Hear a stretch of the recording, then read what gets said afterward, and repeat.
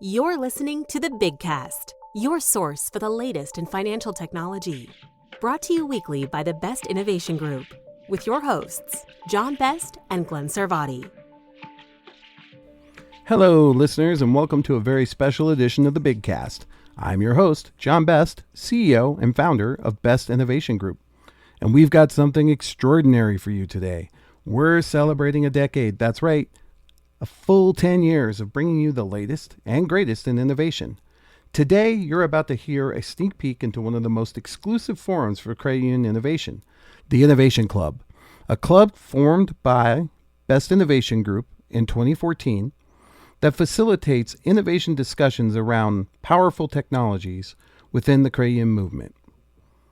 The episode was recorded live at Suncoast Credit Union in Tampa, Florida on September 26th, 2023, and features a deep dive discussion into the FedNow payment service. This discussion will be led by none other than our co-host and editor-at-large, Glenn Sarvati, who is a payment specialist and the managing principal at 154 Advisors. So buckle up. You're about to be a fly on the wall, gaining invaluable insights into not just the how, but the why and the what next of one of the most transformative changes in the payments landscape. Let's get started. And it's interesting, too, because you mentioned FedNow. The idea of FedNow as a brand is never intended to be to the outside world, just like the brand RTP isn't supposed to be there. They base both the clearinghouse and the Fed are saying, these are the rails. This is the plumbing behind the scenes. You put the product in front of it. But the challenge is that the product needs to be a network in order to work so that everybody feels like they're using the same thing. Go ahead, Pete. We have members calling our call center asking us if we have it and when we'll go. I find that amazing. I remember we talked about that last night. Our call center, a couple times a week, they're reaching out. Hey, when are we going live with this?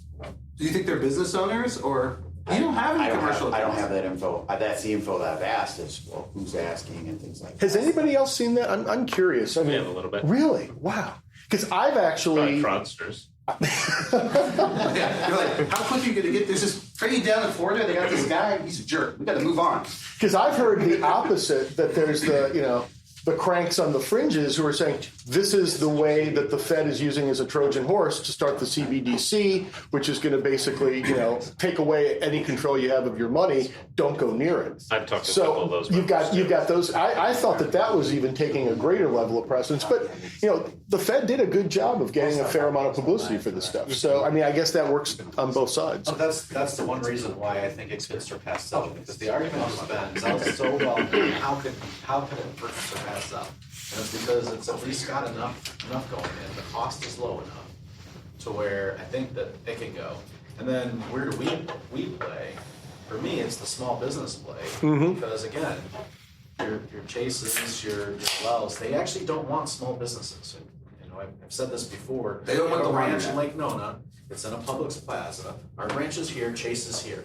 If you are below X size, they will look at you and say, you should go next door to Addition and open your account. They literally will do that. Chase will do that. I love that for it. Wow. So, but that's where we have the best play, is if we are building out tools in our online banking for the small business and you're catering to small business. If you're not, then it doesn't matter. But if you are, or if you're thinking about it, we should all be looking at how do we build this out so those small businesses can leverage the FedNow request for payment side, and that become a thing where they're loading their customers in there, whether it's from whatever payroll or whatever payment system that they're using, to be able to go ahead and send that stuff out to request for payments, because we will endear ourselves to those small businesses. It would be a true difference maker, and it will make them loyal to you as a financial institution. And who doesn't want all of those small businesses, especially if they're able to pull in those funds in real time like that? Now, how do you define a small? I'm curious. What's the threshold that you think of a small business? Do you charge ultra small? But you said under $1 million. Yeah. Okay. Ultra small. I mean, So you're talking micro. Okay. Yeah, we'll go up to say 5 million. But I mean, when you start getting over $1 million in revenue annually, they're probably starting to get systems. But for me, it's like the ones that are always overlooked. The micro businesses are the small startups or the guys who have got a lawn cutting service. In Florida especially. I mean, they're all over the place.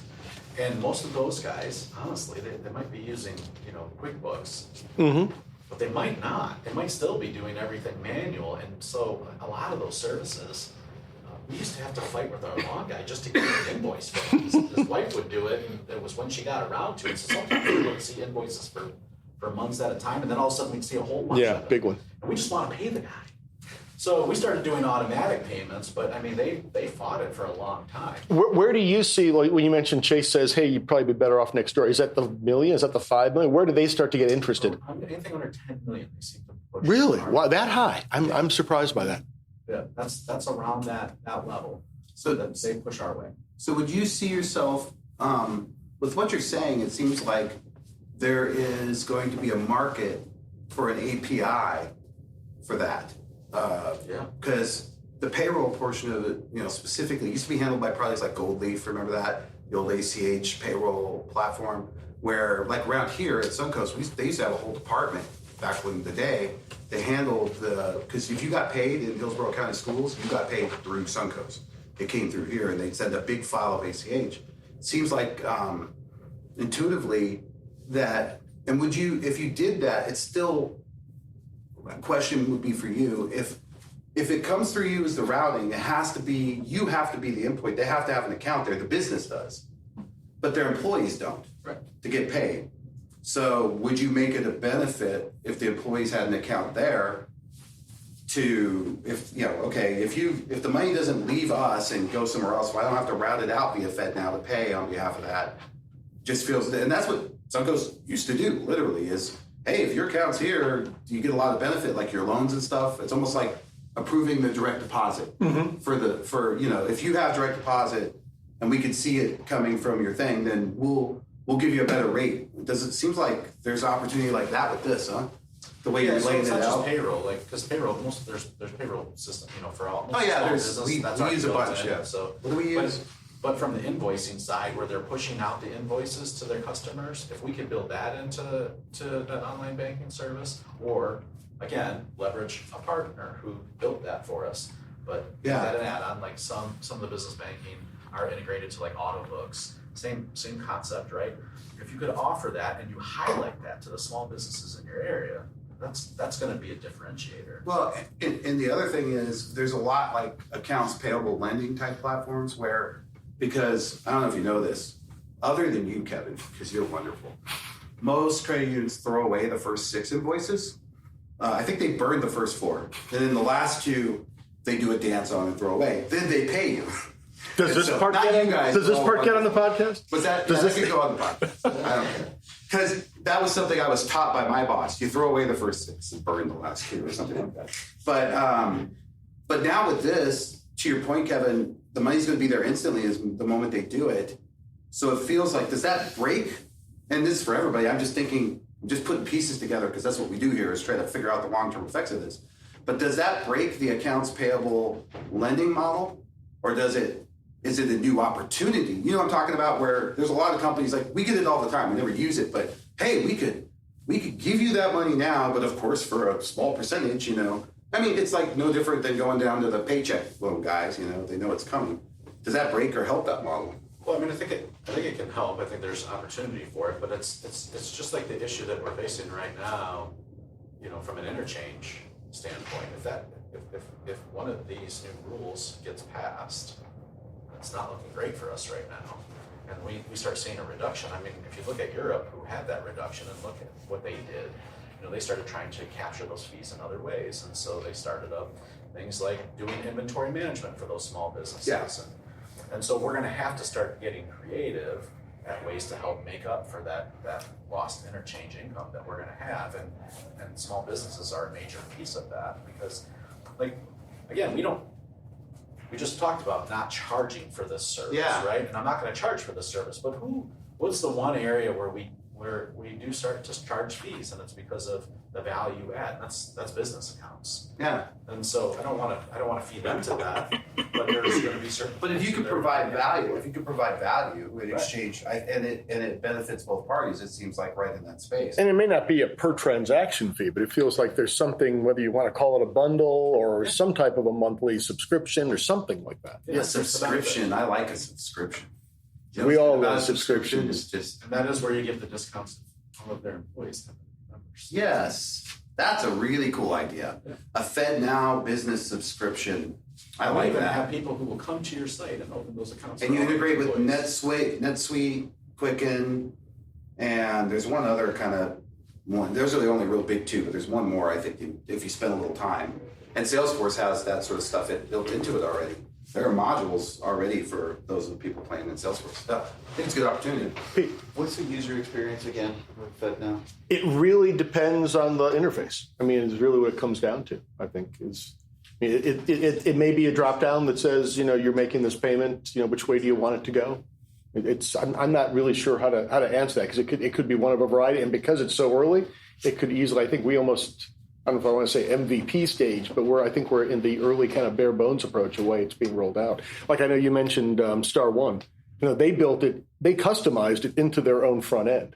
So they've had more control. Others are kind of reliant again on what their vendor is doing. So do you need to have the receiver's account numbers and such, or? The receiver is the one who enters all that stuff. Yeah. So if I send you money, Yep. you're going to get a message that says, I want to send you money. You enter that stuff in. I don't ever see it. So if you're going to send it to me, what do you need to put in?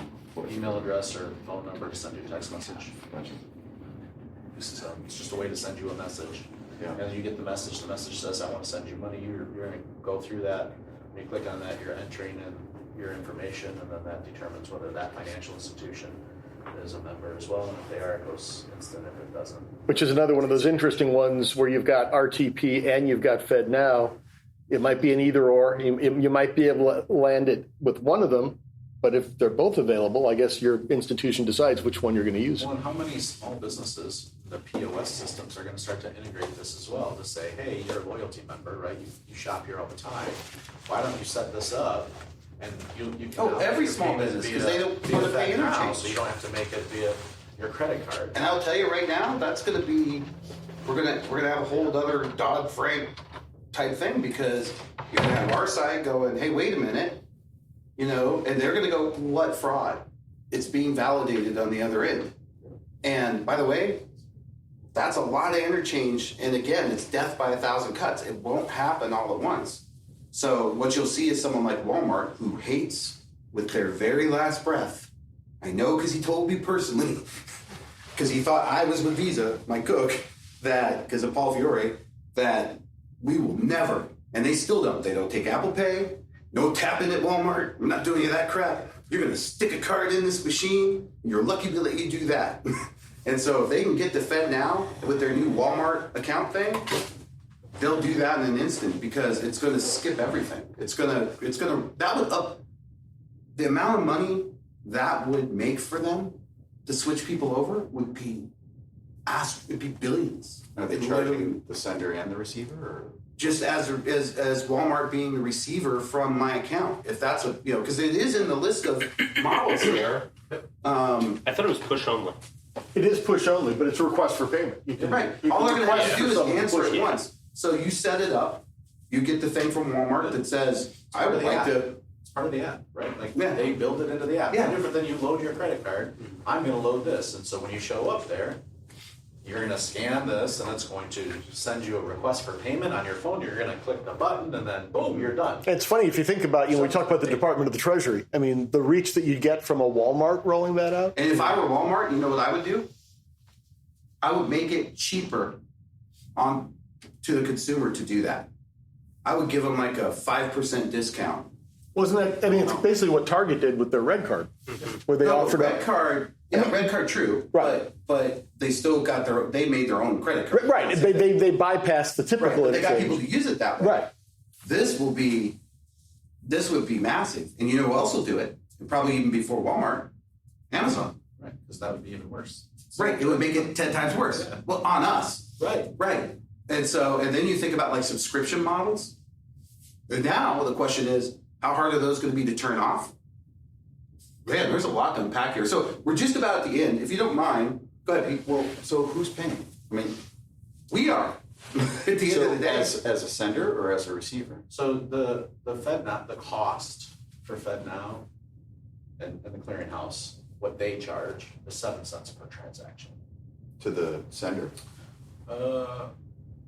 to the issuer or the I believe it's ODFI? to the sender, but I don't. It might be on both ends to be. I think there is a component on both ends, but I forget how it parses out. I got to check But that. that's if you were building it out yourself and had somebody there 24/7. Otherwise, you have to negotiate with whoever. So it's whatever. I always- top that. But just know that what's going to the what FedNow and RTP are charging is that 7 cents. It's public, so it's not.